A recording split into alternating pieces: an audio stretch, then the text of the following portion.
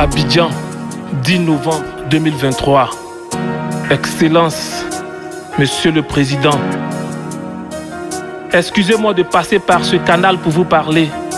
En ces temps de grande confusion, je me permets avec tout le respect que je vous dois de vous écrire ces quelques préoccupations. Monsieur le Président, vous nous avez promis des solutions et depuis une décennie, ce sont elles que nous attendons. Merci déjà pour les routes et les ponts. Même si nous les prenons le ventre vide, c'est déjà bon. Cependant, d'autres secteurs méritent tout aussi d'être considérés. Le désormais sachet de la ménagère ne cesse de se vider.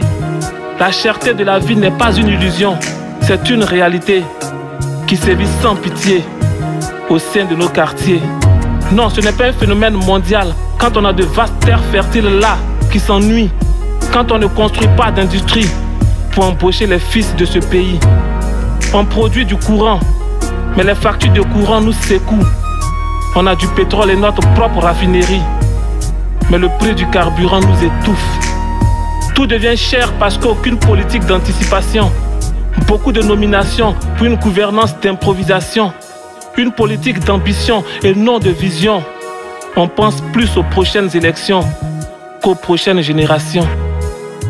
Vous êtes un oufouettiste, donc vous savez qu'un homme qui a faim n'est pas un homme libre.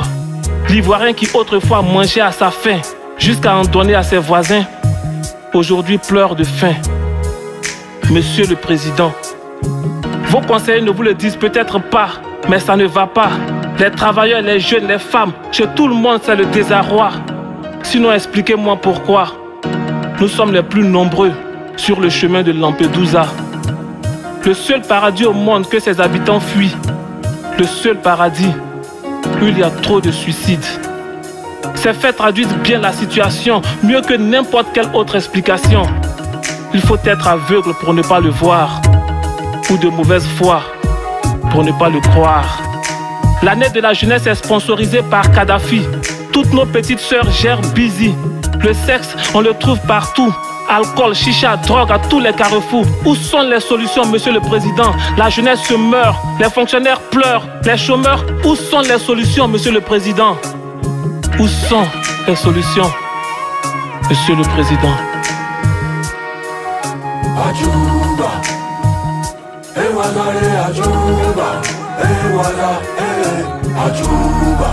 Les populations font tellement de sacrifices pour surmonter toutes ces difficultés.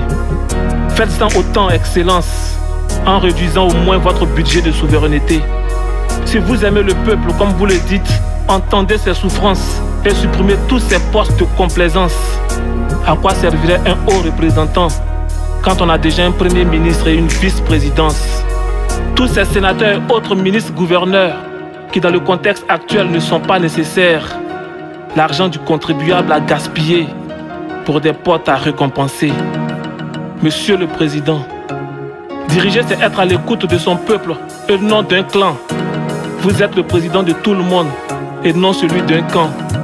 Je vous livre ces mots crus avec toute ma sincérité. Les sages disent que seul celui qui vous veut du bien vous dit la vérité.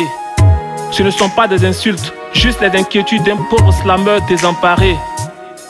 Dans l'espoir que ma lettre vous parvienne, je vous prie de croire, Excellence, en l'expression de ma profonde considération.